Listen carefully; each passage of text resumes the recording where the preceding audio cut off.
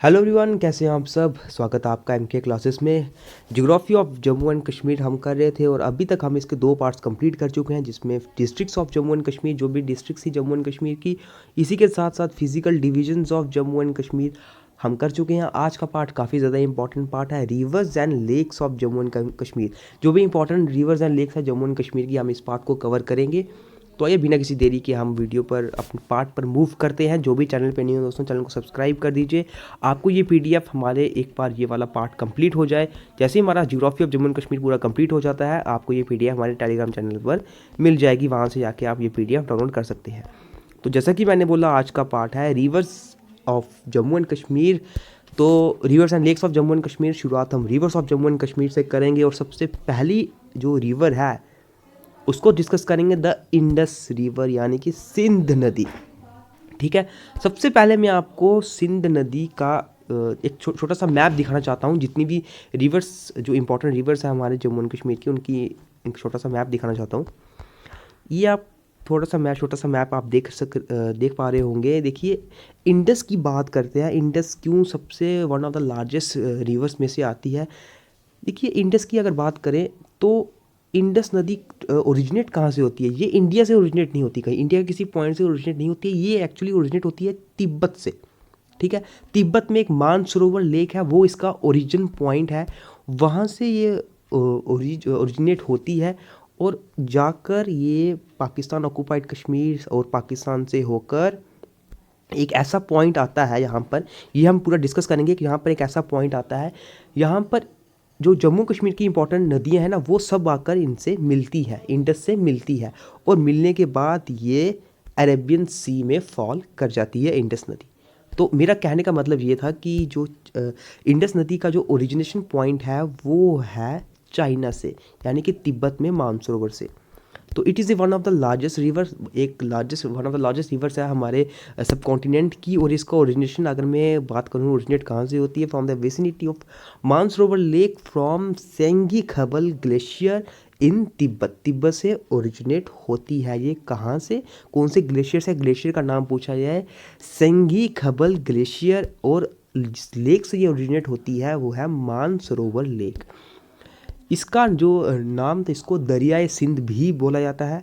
अगर बात की जाए बाकी नदियों की, देखिए जैसा कि मैंने आपको मैप दिखाया नीचे, कि जो भी इंपॉर्टेंट नदियां हैं जम्मू कश्मीर की, वो सब एक पॉइंट पर आके, पाकिस्तान के एक पॉइंट पर आके इंडस नदी से मिल जाती है। ठीक है, और उस पॉइंट को बोलते हैं मिथानकोट। ठीक है, मिथानकोट उस पॉइंट को बोलते हैं। और जैसा कि मैंने नीचे दिखाया आपको, इस पॉइंट को, यहाँ पर ये सब आके मिल जाती हैं, इसको मिथानकोट बोलते हैं। और इसके बाद ये जो इंडस नदी होती है, सीधे अरेबियन सी में, पाकिस्तान से जाकर सीधे अरेबियन सी में जाकर ये मिल जाती है। ठीक है, तो यही इसका सेकंड पॉइंट है कि द झेलम, चनाब, इंडिया की जम्मू कश्मीर की मेन रिवर, जैसे कि the Jhelum, the Chenab, the Ravi, Beas, Sutlej आदि मेन ट्रिब्यूटरीज है ही। साथ ही साथ ये मिथानकोट, पाकिस्तान में मिथानकोट एक नाम का पॉइंट है, एक जगह है, यहाँ पर आके ये मिलती हैं और फाइनली मर्ज हो जाती है, यानी कि अरेबियन सी में जाके गिर जाती है, अरेबियन सी से जाके मिल जाती है। अब दोस्तों, इंडस नदी के अंदर जो हमें मेन क्वेश्चंस पूछे जा सकते हैं, इंडस वाटर ट्रीटी के ऊपर भी। ये ऐसे रिवर्स में आता तो नहीं है पॉइंट, लेकिन ये मैंने इसलिए कंसीडर करके रखा क्योंकि कुछ पेपर में कुछ भी पूछा जा सकता है। देखिए, इंडस वाटर ट्रीटी आप सभी को पता होगा, जो भी क्लास 4 के स्टूडेंट्स होंगे उन सभी ने पढ़ा होगा। ये इंडस वाटर ट्रीटी साइन हुई थी इंडिया और पाकिस्तान के बीच में। कब हुई थी ये? सितंबर 1960 में। कहाँ पर? कराची में। किसके लिए? एक ईस्टर्न रिवर्स के लिए और वेस्टर्न रिवर्स के लिए। ईस्टर्न रिवर्स की अगर मैं बात करूं, जैसे कि रावी, व्यास, सतलुज ईस्टर्न रिवर्स में आती हैं, और वेस्टर्न रिवर्स में इंडस, चनाब और झेलम। अब ये जो ट्रीटी जो हुई थी साइन, ये आखिर हुई इंडिया और पाकिस्तान में हुई थी, लेकिन बहुत बार ये पूछा जाता है कि किस किस में ये साइन हुई थी। तो इंडिया की बात करें, इंडिया के थ्रू जो साइन करने आए थे इस इंडस वाटर ट्रीटी को, तो वो थे पंडित जवाहरलाल नेहरू, जो प्रधानमंत्री थे, जो प्राइम मिनिस्टर थे इंडिया के। और जो पाकिस्तान के थ्रू आए थे वो आए थे प्रेसिडेंट। पाकिस्तान में ही, कराची में ये साइन हुई है। पाकिस्तान के थ्रू जिन्होंने ये साइन किया वो थे president of Pakistan, Ayub Khan. Okay, तो ये क्वेश्चन आपको, अगर आपको पता होगा कि क्लास 4 के एग्जाम में ये क्वेश्चन पूछा जा चुका है। ये क्वेश्चन क्लास 4 के एग्ज़ाम में पूछा जा चुका है, तो ये इम्पॉर्टेंट क्वेश्चन था, तो ये मैंने कंसिडर करके रखा है। तो बाकी ये नीचे मैंने इंडस रिवर का एक फिगर दिया हुआ है आपको, आप यहाँ पे देख सकते हैं। इसके बाद सेकंड रिवर पर हम मूव करते हैं। सेकंड रिवर है झेलम, ठीक है। तो झेलम के लिए भी आप यहाँ पर देख सकते हैं, ये इस मैप में आपको मैक्सिमम रिवर्स दिख जाएंगी। हम सीधे पॉइंट्स पढ़ते हैं। देखिए झेलम का क्या है कि एक तो ये मेन वाटरवे है कश्मीर वैली के लिए, कश्मीर वैली के लिए मेन वाटरवे है। इसके डिफरेंट नाम है संस्कृत में, कश्मीर में, और साथ ही साथ ग्रीक में भी इसका अलग नाम है। जैसे कि विदास्ता इसको संस्कृत में बोला जाता है, ये वेथ इसको बोला जाता है कश्मीर में, साथ ही साथ हाइडापस इसको बोला जाता है ग्रीक में। इसका ओरिजिनेशन पॉइंट बोलूँ या ये कहाँ से ओरिजिनेट होती है, तो ये वेरीनाग स्प्रिंग डिस्ट्रिक्ट अनंतनाग से ये ओरिजिनेट होती है। इसमें अगर एक बात की जाए कि जो झेलम नदी है दोस्तों, आपको झेलम का ओरिजिनेशन पॉइंट जो है वो तो पता चल गया होगा कि जो ये पॉइंट है ये डिस्ट्रिक्ट अनंतनाग से, वेरीनाग स्प्रिंग से ये ओरिजिनेट होती है। अब झेलम नदी की भी काफ़ी ट्रिब्यूटरीज़ हैं, जिसमें इसकी एक राइट बैंक ट्रिब्यूटरी आती है और साथ ही साथ लेफ़्ट बैंक ट्रिब्यूटरीज भी आती है। राइट बैंक ट्रिब्यूटरीज की बात की जैसे कि बिरिंगी, लेदर, सिंध नला, ईरिन, मधुमती और पोहरू, इसकी राइट बैंक ट्रिब्यूटरी आती है। और लेफ़्ट बैंक ट्रिब्यूटरी की बात करें तो विश्व, रामबड़िया, दूधगंगा, सुखनाग, ये सब इनकी लेफ़्ट बैंक ट्रिब्यूटरी आती है। ये आप झेलम नदी की तस्वीर देख सकते होंगे यहाँ पर, ठीक है। इसके बाद नेक्स्ट आती है चनाब। चनाब का नाम दोस्तों आपने सुना होगा, हमने क्लास 4 में पढ़ा था कि चनाब को चंद्रभाग भी बोला जाता है। अब इसको चंद्रभाग क्यों बोला जाता है? असली में होता क्या है कि हिमाचल प्रदेश में 2 स्ट्रीम्स होती हैं, ठीक है। 2 स्ट्रीम्स होती हैं, एक का नाम होता है चंद्र, एक का नाम होता है भाग। ये दोनों स्ट्रीम एक पॉइंट आता है, एक जगह आती है तंडी, वहाँ पर आके ये दोनों स्ट्रीम्स मिल जाती हैं। तो जब ये मिल जाती हैं वहाँ पर इसका नाम इसके आगे पड़ जाता है चंद्रभाग, ठीक है। असली में इसका ओरिजिनेशन पॉइंट है ही हिमाचल प्रदेश चनाब के लिए। जब ये हमारे जम्मू एंड कश्मीर में आती है ये वाली चनाब रिवर, तो इसको डोडा में जहाँ पर पाडर इलाका आता है, तो वहाँ पर जाकर इसका नाम जो है, वहाँ पर इसको लोकली बोला जाता है चनाब, ठीक है। वहाँ पर जम्मू कश्मीर में आकर इसको चनाब बोला जाता है, लेकिन हिमाचल प्रदेश से यहाँ से ये ओरिजिनेट होती है, वहाँ पर इसको चंद्र प्लस भाग यानी कि चंद्रभाग बोला जाता है। तो ओरिजिनेट कहाँ से होती है? ये लाहौल स्पीति से ओरिजिनेट होती है ये हिमाचल प्रदेश। और पाडर, अगर जम्मू कश्मीर में बात करें, जम्मू कश्मीर में कहाँ से आती है ये? पाडर, डोडा इन जम्मू एंड कश्मीर। आपको पता होगा चनाब नदी पर बहुत सारे हाइड्रो इलेक्ट्रिक पावर प्रोजेक्ट्स बनाए गए हैं, जैसे सलाल डैम, दुलहस्ती, बगलीहार, ये सब प्रोजेक्ट्स भी इस रिवर पर बनाए गए हैं। इसकी मेन ट्रिब्यूटरी की बात करें तो वो है तवी रिवर, ठीक है। तो ये आप देख सकते हैं चनाब रिवर की फिगर। इसके बाद नेक्स्ट आती है तवी रिवर। तवी रिवर को एक और नाम से जाना जाता है जिसे बोलते हैं सूर्यपुत्री, ठीक है। सूर्यपुत्री के नाम से भी तवी रिवर को जाना जाता है। इसका ओरिजिनेशन पॉइंट कहाँ पर है? ये ओरिजिनेट कहाँ से होती है? ये ओरिजिनेट होती है Kailash Kund spring at Seoj hills, Bhadarwah. Bhadarwah में कैलाश कुंड स्प्रिंग है, कौन सी है? अगर हिल्स भी पूछा जाए तो सोइज हिल्स है, वहाँ से ये ओरिजिनेट होती है। और चनाब में इमर्ज होने के बाद देखिए, जैसे कि हमने ऊपर देखा कि मैक्सिमम नदियाँ जो है वो पाकिस्तान में जाकर इंडस से मिल जाती है, तो इसका भी सेम है। चनाब से ये जो चनाब हमने अभी ऊपर पढ़ा कि ट्रिब्यूटरी है चनाब की, मतलब कि ये चनाब से कहीं ना कहीं मिलती है, ठीक है। तो चनाब से ये पाकिस्तान में जाके मिल जाती है, ठीक है। पाकिस्तान में आके ये फाइनली चनाब से मिल जाती है। तो ये रही उसकी फिगर, तवी नदी की फिगर, इसको सूर्यपुत्री भी कहा जाता है। इसके बाद नेक्स्ट आता है रावी भी बोलते हैं, रावी रिवर। तो इसको इरावती भी बोलते हैं, पुरुषनी भी बोलते हैं संस्कृत में, इसी के साथ हाइड्रेट्स भी बोलते हैं इसको ग्रीक में, ठीक है। इरावती, पुरुषनी, हाइड्रेट्स ये इसी के नाम है। और इसका इस नदी का अगर सोर्स की बात करें तो इसका सोर्स कुल्लू हिल्स पर है, नियर रोहतंग पास इन हिमाचल प्रदेश, यानी कि इसका ओरिजिनेशन पॉइंट भी हिमाचल प्रदेश ही है। It leaves Himalayas at Basohli and passes close to Kathua near Mohdupur where it enters the plains of the Punjab। तो रावी नदी का क्या है कि हिमालय को ये बसोली एक जगह है, वहाँ से ये हिमालय को छोड़ती है, यानी कि हिमालय से वहाँ से उस जगह से ये पास होकर निकलती है। कठुआ के पास से ये मोदीपुर के पास ये निकलती है और where it enters the plain of Punjab, यहाँ से आगे जाकर ये पंजाब के प्लेन्स में एंटर हो जाती है। तो ये रही रावी नदी की पिक्चर।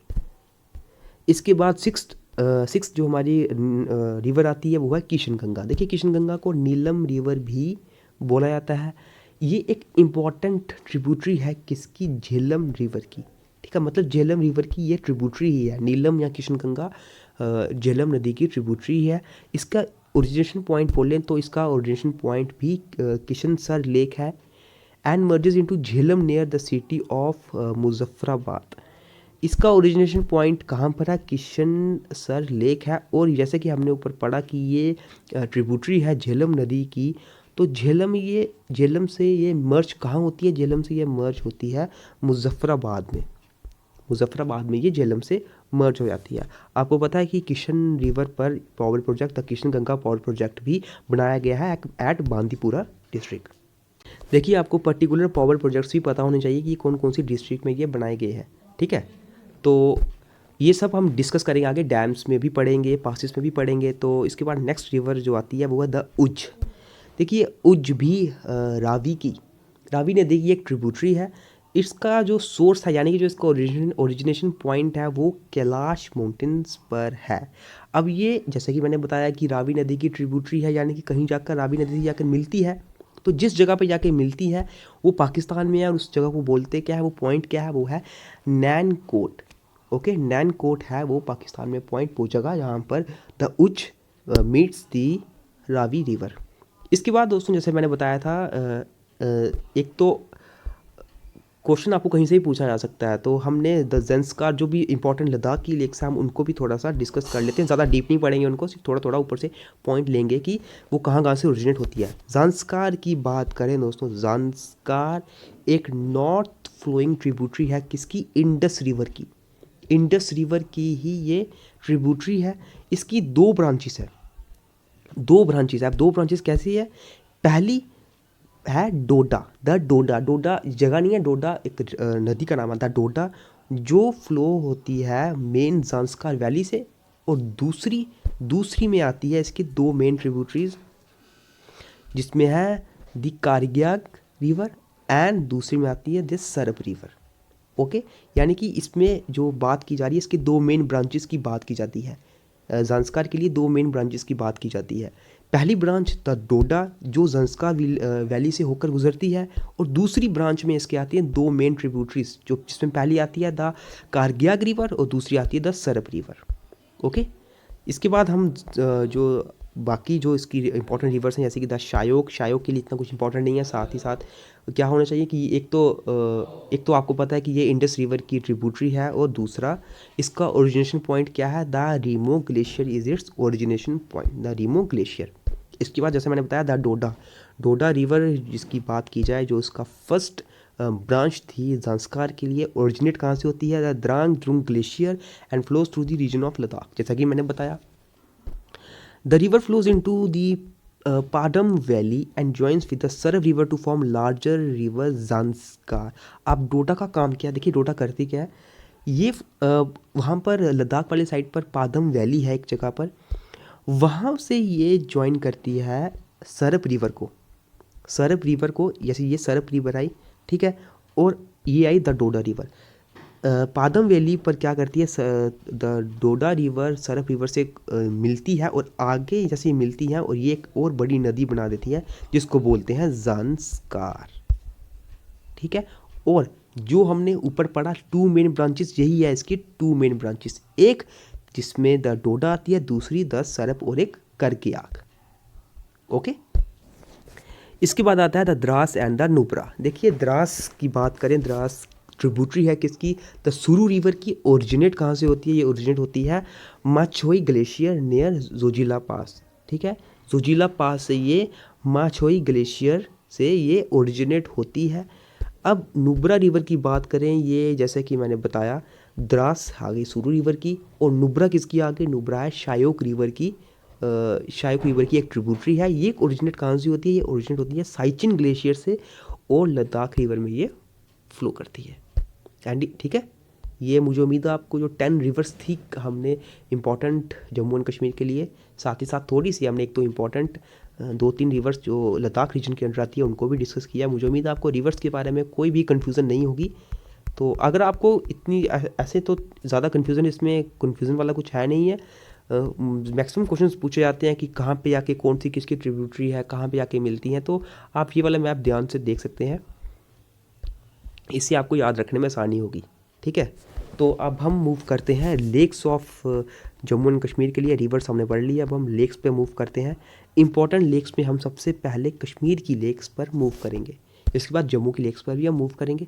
सबसे पहले कश्मीर की लेक्स पर मूव करते हैं, और सबसे पहली लेक जो आती है, the most important lake, the Wular lake.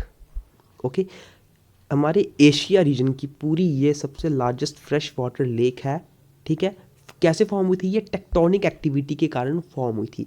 सबसे इंपॉर्टेंट पॉइंट ये है कि लार्जेस्ट फ्रेश वाटर लेक है।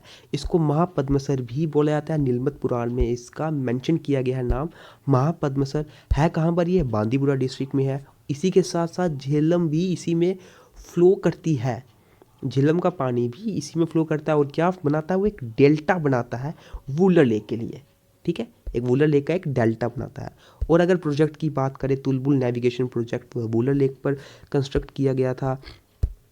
अगर आप वूलर लेक को ध्यान से देखें, इसके सेंटर में आपको एक छोटा सा आइलैंड दिखेगा।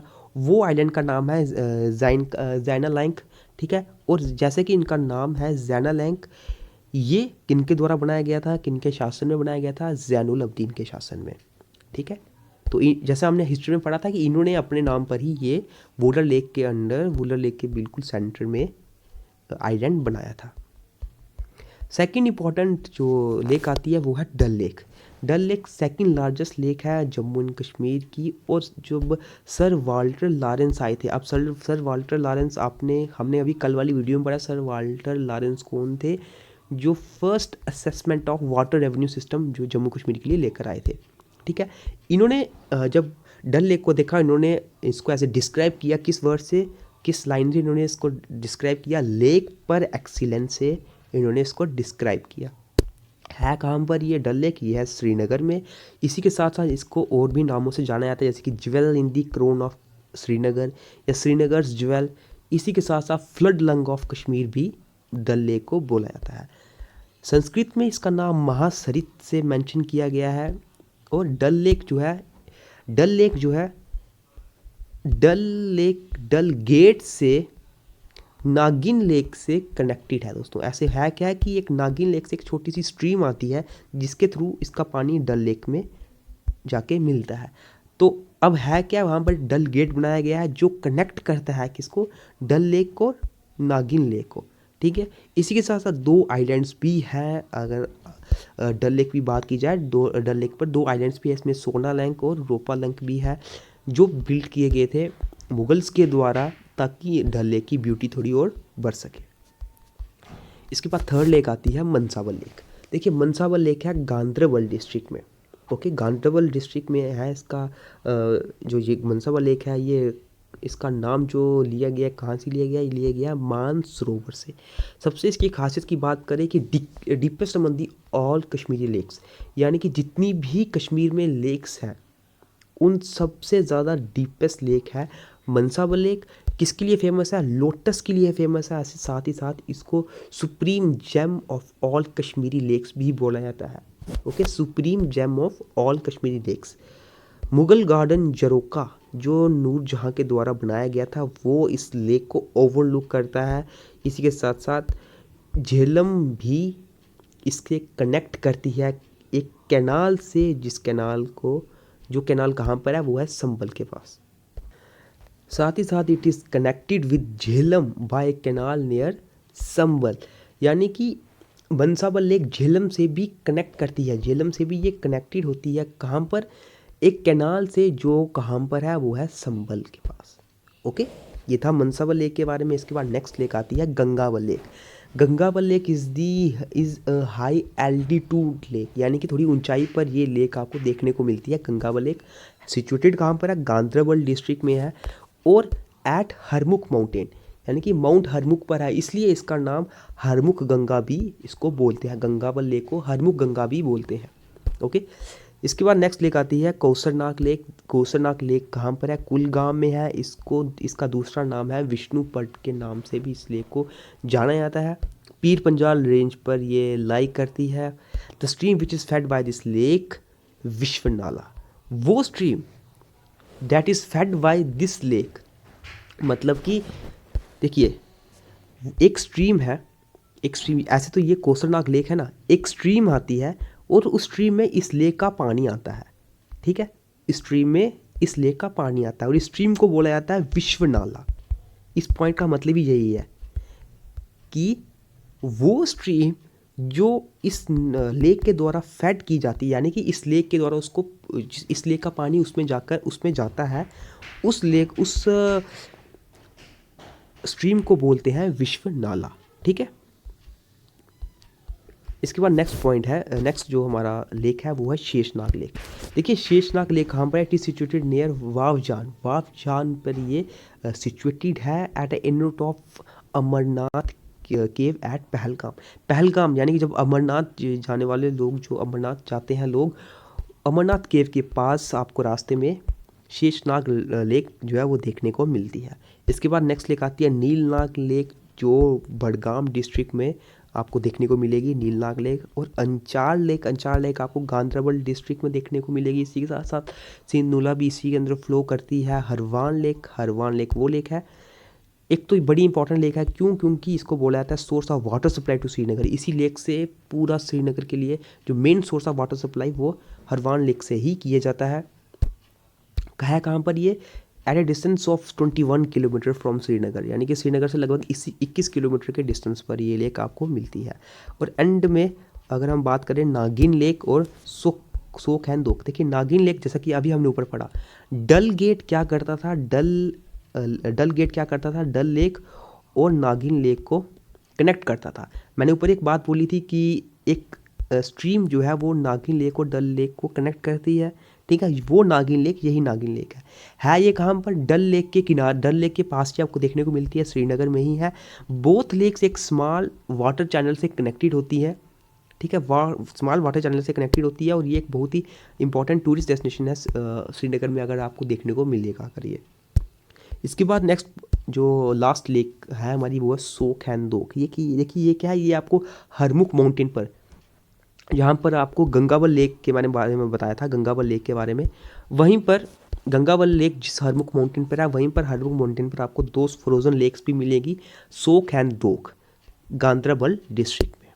ये थी दोस्तों 10 जो इम्पोर्टेंट लेक्स थी कश्मीर के लिए। इसके बाद जो इम्पोर्टेंट लेक्स है जम्मू रीजन के लिए, हम उनको भी डिस्कस करते हैं। जम्मू रीजन में जो सबसे पहले इम्पोर्टेंट लेक आती है वो है मानसर लेक। मानसर लेक बहुत ज़्यादा इम्पोर्टेंट है। एक तो इसको मानसरोवर के नाम से भी जाना जाता है।